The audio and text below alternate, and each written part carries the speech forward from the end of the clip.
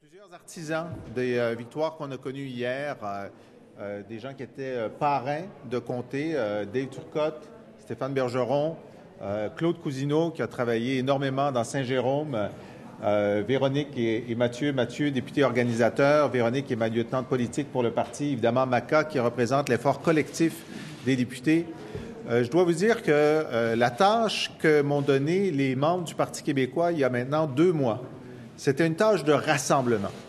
De rassemblement d'abord dans le parti lui-même, et je pense que ça a été accompli assez rapidement, et que les partiels ont été une tâche commune qui a soudé notre équipe de façon encore plus forte. Et donc, c'est en rang serré et en rang uni que nous avons été à la rencontre des électeurs pour leur porter un message de changement, un message de gouvernement en attente. Et évidemment, ce résultat où on a vu une augmentation au global de 5 de notre proportion de vote sur les 4 partiels, alors que le Parti libéral a baissé de 9 qu'est-ce que c'est? Bien, c'est la rencontre d'une forte insatisfaction envers le régime libéral et d'une reconnaissance que le Parti québécois est le gouvernement de remplacement en attente. La qualité des candidats que nous avions, qui représentaient à la fois la jeunesse, le renouveau, comme Catherine Fournier dans Marie-Victorin, Marc Boursier, qui est un enseignant très ancré dans sa réalité, ont fait en sorte qu'il y ait des victoires éclatantes. Lorsqu'on augmente de 10 points sa victoire dans 2 comtés, un qu'on a presque toujours eu, Marie-Victorin, mais un qui a été contesté avec la CAQ ces dernières années, c'est qu'il y a une vraie connexion entre notre message, nos candidats et la base et l'électorat.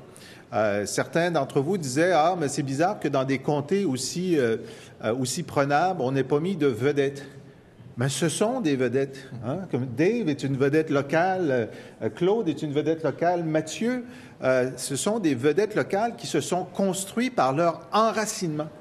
Et je ne dis pas qu'il n'y aura pas de candidat vedette en 2018, bien sûr qu'il y en aura, mais moi j'ai un penchant pour les membres du Parti québécois qui, localement, désignent quelqu'un qui est complètement connecté avec sa réalité et qui deviendra, au cours des années, un porte-parole efficace à la fois pour son comté et pour nos enjeux nationaux.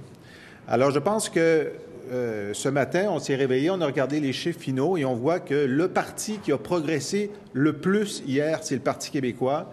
Et ça, c'était pas donné d'avance. Il fallait donc faire cette connexion-là. Et je pense que le message que nous portons, qui est un message qui est équilibré, on dit on veut réinvestir pour l'enfance, on veut soulager les familles sur les CPE, sur le coût de la scolarité au primaire et au secondaire. On veut appuyer nos petites et moyennes entreprises. On a été très présent sur les questions agricoles aussi ces dernières semaines et ça me touche particulièrement parce que c'est une réalité économique qui est forte.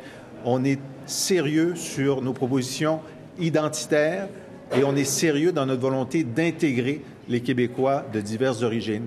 Alors, c'est pas aussi peut-être flamboyant que certains qui utilisent des arguments, disons, encore plus clivants, mais je pense que cet équilibre-là, être à la fois des porteurs de changement, mais être pragmatique, ça colle à la réalité québécoise d'aujourd'hui et c'est de très bon augure pour la suite des choses. Et au cours des mois qui viennent, vous allez voir que nous voudrons passer de plus en plus d'opposition à proposition.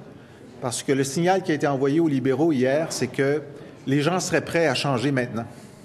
Les gens en ont assez de ce gouvernement empêtré dans des scandales permanents, de cette mauvaise gestion, de ces mauvais choix économiques et sont prêts à passer à autre chose. On va mettre plus d'importance à l'avenir à faire des propositions, comme nous en avons fait ces derniers jours sur le droit à l'oubli ou hier sur des mesures de rétention et de création d'emplois au Québec, parce qu'on sent cet appel-là. Qu'est-ce que le Parti québécois fera lorsqu'il sera au pouvoir? C'est à cette question-là qu'on voudra répondre dans les semaines et les mois qui viennent.